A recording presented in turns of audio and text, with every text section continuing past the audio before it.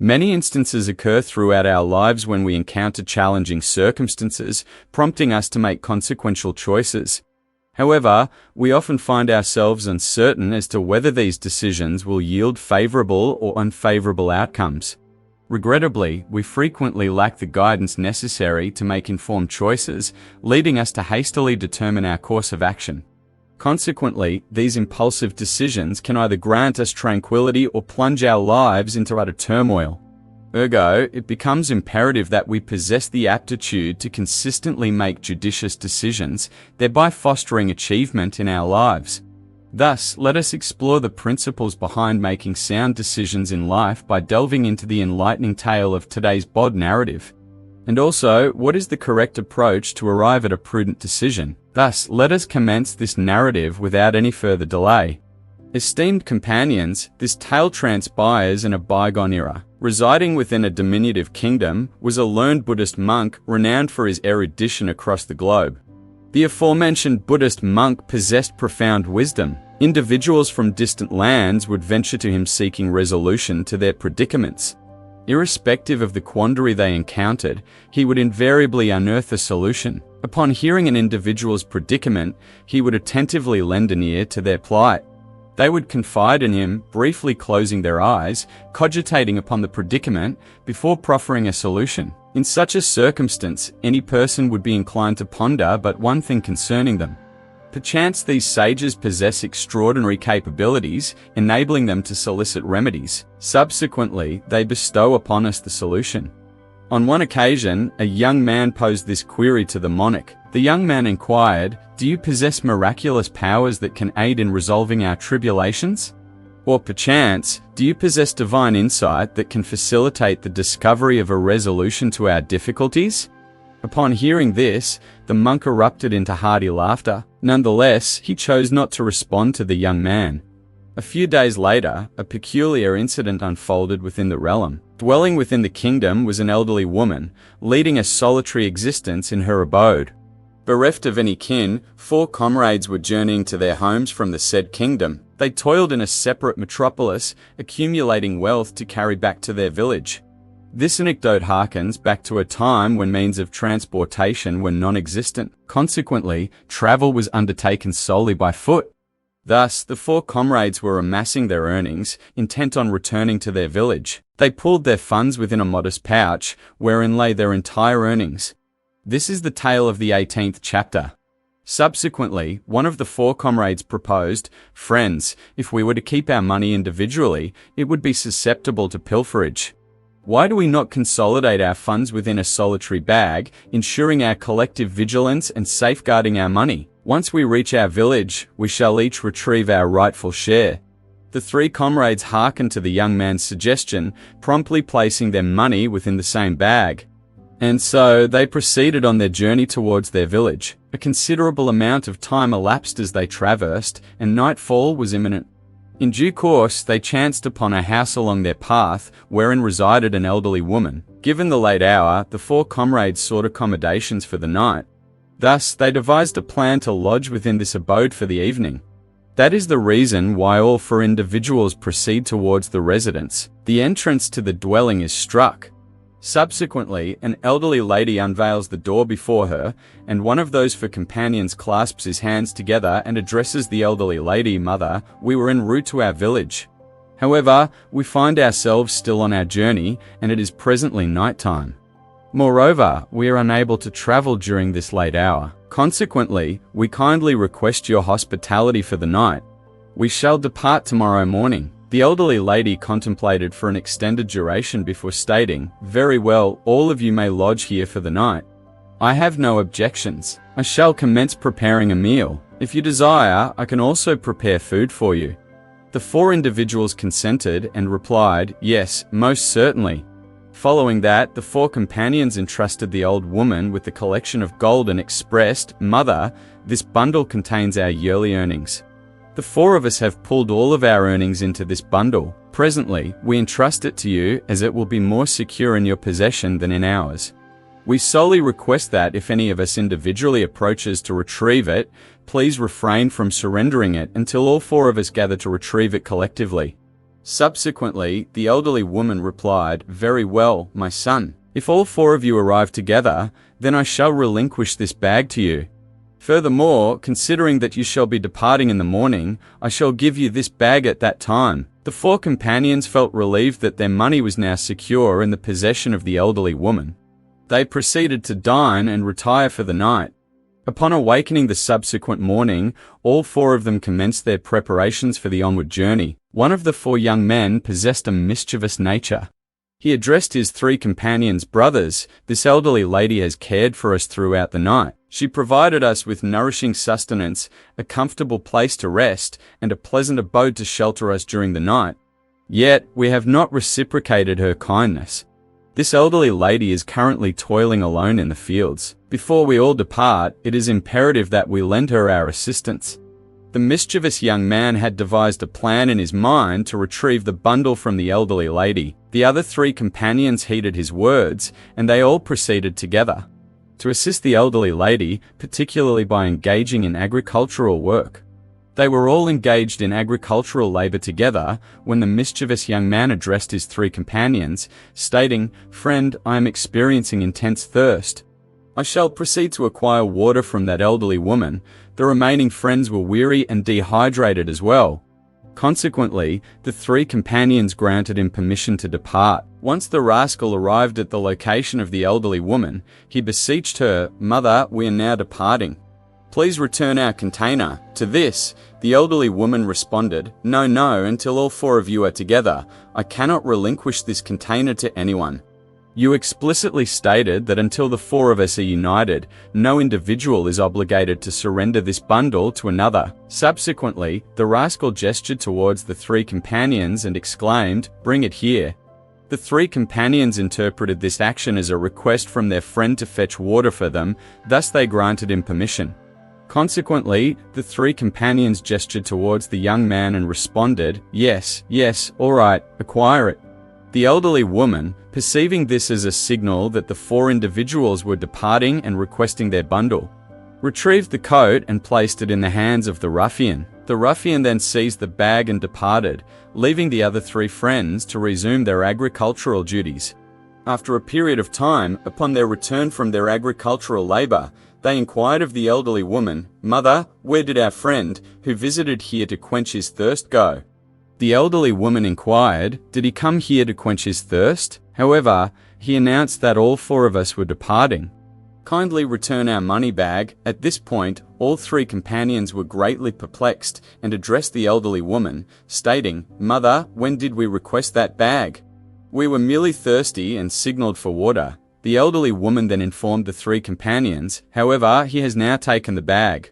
This revelation prompted all three companions to burst into tears, clutching their heads. They lamented, "Mother, all of our money was contained within that bag, which he has absconded with in solitude. We had explicitly informed you that until all four of us were reunited, you were not to surrender that bundle to anyone. The rationale behind your actions eludes me. The responsibility for this mishap lies squarely on your shoulders.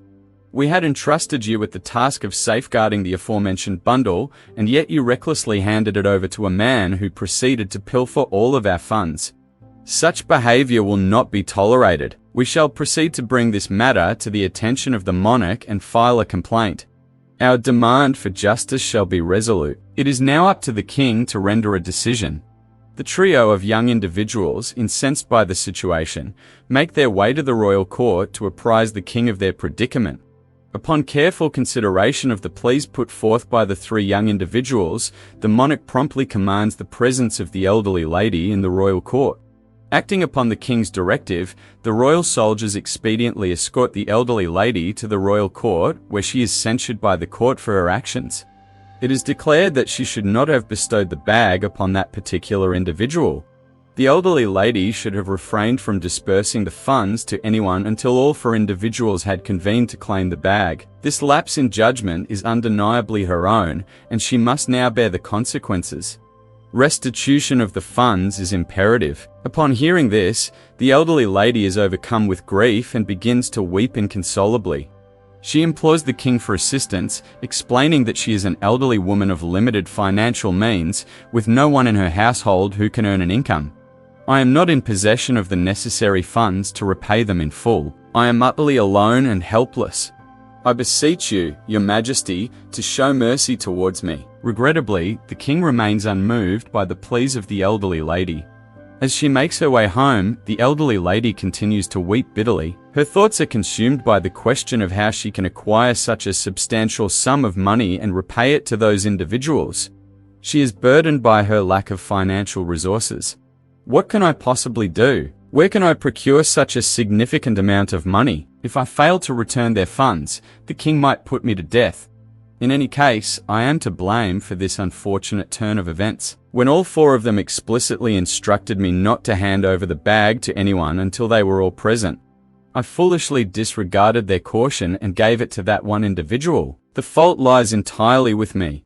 As she continues to weep, these thoughts weigh heavily on the elderly lady's mind as she makes her way home. During her journey, the elderly lady encounters a saint renowned for his ability to effortlessly resolve any quandary in the city. The saint inquires about her distress, asking why she is in tears. The elderly lady confides in the saint, confessing her fault to him. She explains that the four individuals had expressly stated that the bag was not to be surrendered to anyone until they were all present. However, I felt disheartened by the turn of events. I entrusted the bag to a single individual who promptly absconded with all of its contents. Presently, I find myself perplexed as to the means through which I might procure the required funds, as well as the method by which to gather them. My financial resources are insufficient, and I have been commanded by the monarch to return his money. Alas, I am at a loss as to where I might acquire such a considerable sum. In response to this predicament, Basant reassures the elderly woman, urging her to maintain composure as he pledges to devise a solution. With these words, Basant assumes a meditative posture and commences deep contemplation. Engrossed in thought, he closes his eyes, seeking resolution. They maintain an atmosphere of silence as they endeavor to find a remedy for their dilemma. Subsequently, they address the old woman, conveying the following message: "Dear daughter, the monarch has arrived at a decision that is unequivocally erroneous." Understandably, the saint's words prompt the elderly woman to fall silent. She is left pondering over the notion that the king's decision could be flawed. After all, the monarch is known for dispensing justice impartially and never erring in his judgments. How then could the king's decision have gone awry on this occasion? The pronouncements of the saints and the old woman are overheard by the surrounding crowd, who are equally astounded. For how can the king's decision be erroneous? The king has made a just decision, and it is the old woman who erred. By bestowing the funds upon only one out of the four individuals, she bears the responsibility of returning her own money. Where then lies the flaw in the king's decision? In response, Basant advises the old woman, "Go to the royal court and inform the king, your decision is misguided, O ruler. I shall pronounce what is right and what is wrong." Initially, the old woman hesitates, lacking the courage to approach the royal court and challenge the king's decision. However, once she musters her courage and returns to the royal court, she boldly proclaims to the king, in a resounding voice, "Your decision, O monarch, is flawed." With these words, she reveals the entire truth to the king. Upon hearing the old woman's account, the king becomes enraged. He directs a question towards the old woman, inquiring about the identity of the saint who dared to challenge his judgment. The king expresses his disbelief, questioning whether anyone truly believes that he could make an erroneous decision. He asserts that he makes numerous decisions on a daily basis, yet no one has ever challenged the correctness of his judgments. If the saint fails to provide him with the correct decision, the king declares his intention to execute him. Word of this proclamation spreads throughout the city, leaving the populace astonished, as they wonder what kind of decision the monk could propose that surpasses the king's and ensures justice for all. The king expeditiously issued a command to his troops to proceed and retrieve the holy person to the royal tribunal. In accordance with the king's directive, the soldiers promptly embarked on their mission to apprehend the saint. They arrived at the royal court with the saint expeditiously thereafter. Every individual was in attendance at the royal court, eagerly awaiting the saint's verdict. Gazing at the saint, the king inquires, "My lord, why do you perceive that the decision we have reached is incorrect?" This elderly lady had committed to distributing the bundle to all four individuals simultaneously. So why did she breach her commitment? Why did she err by giving the bundle to only one person, who subsequently absconded with all their funds? Is it not her fault? The king questions, should she not return their funds? In response, the saint politely addresses the king, saying, "My lord, this was your decision. However, I have something to convey to you." The king then prompts, "Very well, enlighten me. What do you wish to convey?" The monk humbly responds to the king, "O king, as promised, the bundle shall be bestowed upon those 4 individuals concurrently. Now, however, there are only 3. Where is the 4th? Thus, instruct them to depart from here and retrieve their 4th companion. Only then shall their wealth be restored. Furthermore, it was pledged that until the 4 individuals are reunited, their wealth will not be restored to them." The monarch also fully concurred with the decision of that saint. Immediately, the monarch bowed his head before those saints, clasped his hands together, and expressed, "O monarch, how can your decision be so accurate? Why did I not contemplate the final aspect? Why did I not ponder it in this manner?" Subsequently, the ascetic addressed the monarch, stating, "O monarch, you have additional tasks to accomplish. Throughout the day, you are occupied and compelled to make swift decisions. You comprehended this matter, but erred in perceiving it. You merely observed it on the surface. You merely observed it superficially. You did not even endeavor to delve deeper into it. Had you comprehended the profundity of this matter, you would have arrived at the same conclusion. Unless we delve deeply into a matter, we cannot ascertain the correct solution. However, a majority of us desire to hastily make our decisions, regardless of the gravity of the matter. We solely seek what is rightfully ours. We seek our reputation, although the decision may prove detrimental to us in the future. We do not even contemplate delving into the essence of the matter. Then the monarch inquires of those saints, "O monarch, do you possess any divine abilities? Do you possess any extraordinary power such that you pose a question?" And it reciprocally provides an answer, enabling you to offer a precise and accurate response. Upon hearing this, Vaizant began to smile and address the monarch. "Hey, Rajan, numerous individuals have posed this question to me, and I have never provided an answer to anyone.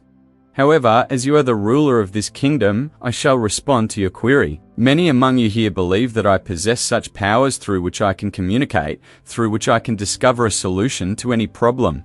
Yet, I shall speak the truth, I do not possess such powers. I contemplate every matter profoundly. And when I ruminate, I encounter numerous solutions. And if this elderly lady returns the wealth to these 3 individuals, she will be violating her commitment. And this is unjust. Therefore, if you desire their wealth to be restored, first instruct them to go and retrieve their 4th companion here." In that tribunal, everyone was exceedingly jubilant upon hearing this. All extolled the saint greatly. Our cognitive processes are engaged in the contemplation of potential solutions that present themselves to us. We delve deep into these solutions, exploring their intricacies and implications. When we ascertain that a particular solution is indeed viable for resolving a given problem, we extend this solution to the individual in question, enabling them to address their predicament. Consider, for a moment, the consequences if you were to hastily make this decision. The ramifications would be catastrophic for this elderly woman, effectively dismantling her existence. The trajectory of our entire lives hinges upon a singular decision. Should this decision prove to be sound, our lives shall flourish. Conversely, an erroneous decision can plunge us into a state of despair, surpassing even that of the infernal realm. To ensure that we make decisions that are both accurate and appropriate, we must cultivate the ability to maintain silence. This practice of silence fosters contemplation.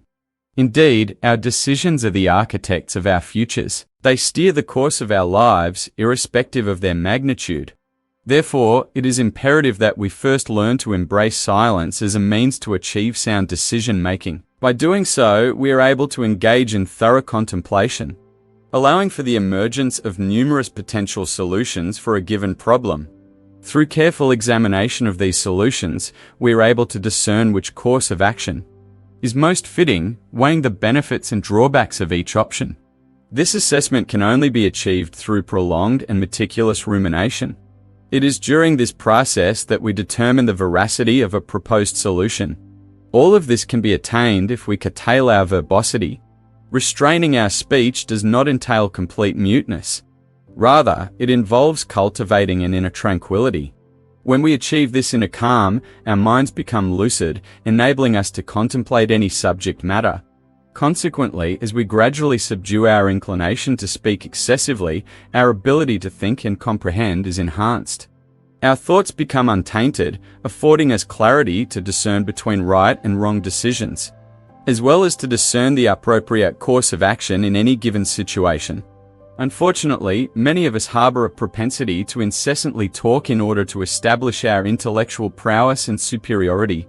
However, by doing so, we undermine the credibility of our words, as others perceive our verbosity as a mere ploy.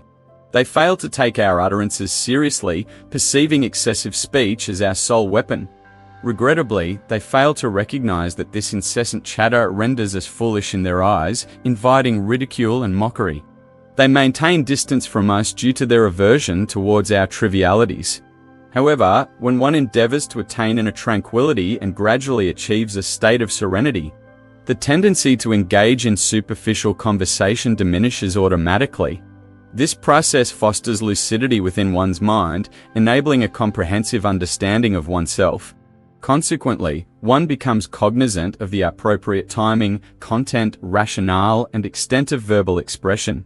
Furthermore, there arises a heightened ability to discern the correctness of decisions, thereby facilitating astute judgment.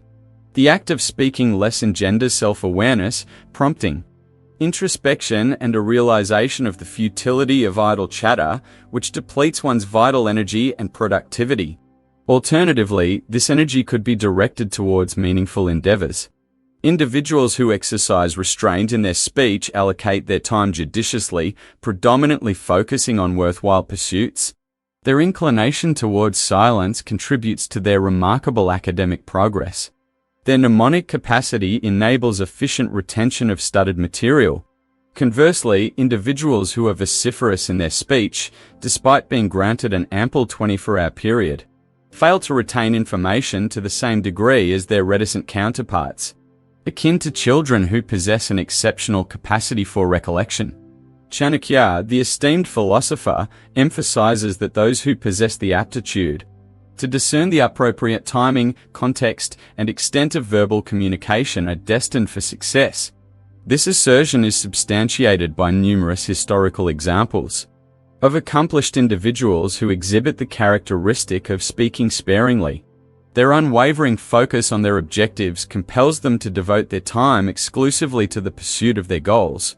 It is prudent for us to adopt this practice in our own lives. Speaking less does not imply curtailing external discourse. Rather, it necessitates fostering internal composure. Cultivating tranquility within oneself allows for the manifestation of this practice. Consistent implementation of this approach yields discernible benefits within a short span of time. On the contrary, individuals who tend to be loquacious are incapable of retaining information as effectively as their reticent counterparts, even when given a substantial amount of time, as illustrated by the silent children's superior recollection. The esteemed Chanakya has also opined that those who possess the knowledge of when, where, and to what extent to articulate their thoughts possess an unstoppable potential for success, a notion corroborated by historical evidence. It is noteworthy that individuals who have achieved greatness and success have exhibited a propensity for verbal restraint. Their undivided focus is directed towards their objectives, and they devote their entire being to attaining them. Hence, it would be prudent for one to cultivate this habit in their own life. It is imperative to clarify that speaking less does not imply mere external restraint, but rather an internal moderation of speech. Internal tranquility is of paramount importance. Consistent practice of this mindset will yield noticeable benefits within a short span of time. Dear friends, what insights have you gleaned from today's video? I eagerly await your contributions in the comments section. Additionally, I sincerely hope that you have found today's video enjoyable. Therefore, kindly share it with those who could benefit from its content and promptly subscribe to the channel. Let us reconvene in a future video, replete with a fresh message. Until then, take good care of yourselves. Namo Buddhaya.